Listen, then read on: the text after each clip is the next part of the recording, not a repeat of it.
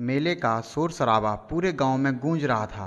रंग बिरंगे झूले, मिठाइयों की दुकानों की खुशबू, ढोल नगाड़ों की आवाज़ और बच्चों की खिलखिलाहट से वातावरण जैसे जीवंत हो उठा था। हर बच्चा अपने माँ बाप का हाथ पकड़े इधर उधर दौड़ रहा था। किसी को गुब्बारे चाहिए थे तो किसी को बर्फ़ का गोला, तो किसी को खिलौनों की चमकती दुकानें आकर्षित कर रही थीं। उसी भीड़ में एक छोटा सा बच्चा राहुल भी था। उसकी उम्र मुश्किल से 7-8 साल होगी। उसका पहनावा साफ सुथरा नहीं था, कपड़े पुराने और जगह जगह से उधड़े हुए थे, लेकिन उसकी आंखों में चमक थी।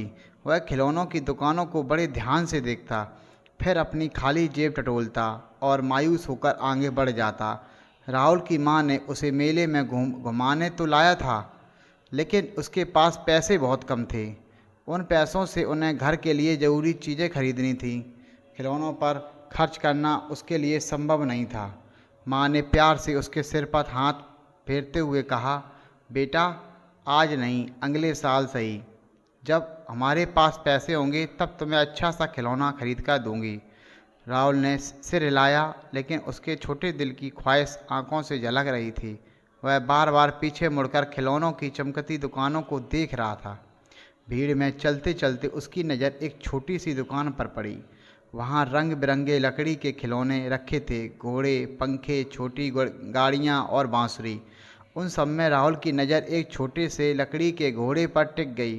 घोड़ा बड़ा साधारण था, लेकिन राहुल के लिए वह किसी खजाने से कम नहीं था। वह धीरे धीरे दुकान के पास गया और डरते डरते दुकानदार से बोला, चाचा, ये घोड़ा कितने का है?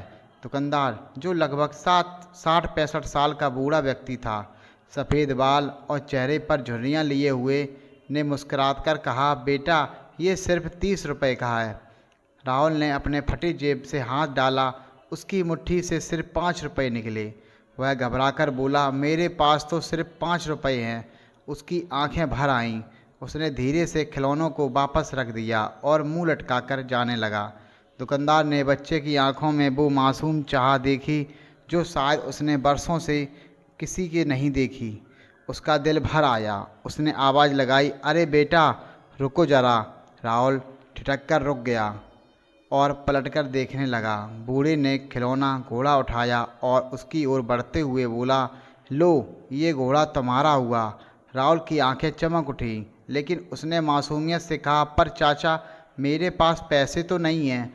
बूढ़ा मुस्कुराया और उसके सिर पर हाथ फेरते हुए बोला, बेटा, ये मैं तुम्हें पैसे लेकर नहीं दे रहा, इसे मैं अपनी पोती के नाम पर तुम्हें दे रहा हूँ। वह तुम्हारी ही उम्र की थी, उसे भी घोड़ों से बहुत प्यार था, लेकिन अब वो इस दुनिया में नहीं है। यह कहते हुए बूढ़े की आवाज़ भर्रा गई। राहुल हैरान होकर उसे देखने लगा। बूढ़े की आंखों में आंसू थे, लेकिन वह मुस्करा रहा था। उसने आगे कहा, जानते हो बेटा, जब मेरी विपोती बीमार थी तो मैं उसे ऐसे ही खिलौने लाकर देता था। वह बहुत खुश होती थी। मैं सोचता था कि जब वो बड़ी होगी तो मुझे दादू कहकर गले लगाएगी, लेकिन किस्मत ने मुझे वो दिन नहीं दिखाया। अब ये खिलौने मेरे लिए बस यादगार बनकर रह गए हैं। राहुल की छोटी सी समझ में सब नहीं आया, लेकिन उसने बूढ़े के चेहरे पर छिपा दर्द महसूस किया। उसने धीरे से घोड़ा लिया और बोला, चाचा, मैं इसका ध्यान रखूँगा जैसे आपकी पोती रखती होगी। बूढ़े की आंखों से आंसू बह निकले। उसने बच्चे को गले लगा लिया। उस पल दोनों के दिल एक दूसरे से जुड़ गए। एक तरफ मासूम खुशी, दूसरी तरफ अधूरी यादें। राहुल खिलौना लेकर घोड़ा खिलौना उछलता कूदता घर लौट रहा था। उसकी माँ ने जब पूछा, ये घोड़ा कहाँ से लाया, तो राहुल ने मासूम हंसी के साथ कहा, माँ, मुझे चाचा ने दिया है, अपनी पोती के नाम पर।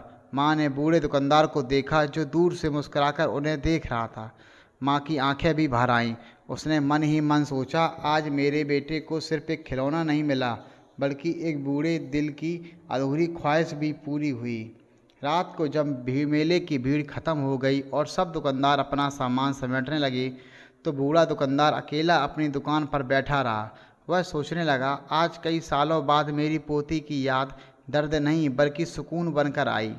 शायद ऊपर कहीं वो भी खुश होगी कि उसका दादू अब भी बच्चों को हंसाना जानता है। उसने आसमान की ओर देखा। आंखों से आंसू बह निकले और होंठों पर हल्की मुस्कान थी। कभी कभी हम जो चीज़ दूसरों को देते हैं वो उनके लिए छोटी हो सकती है, लेकिन हमारे लिए बहुत गहरी भावनाओं से जुड़ी होती है।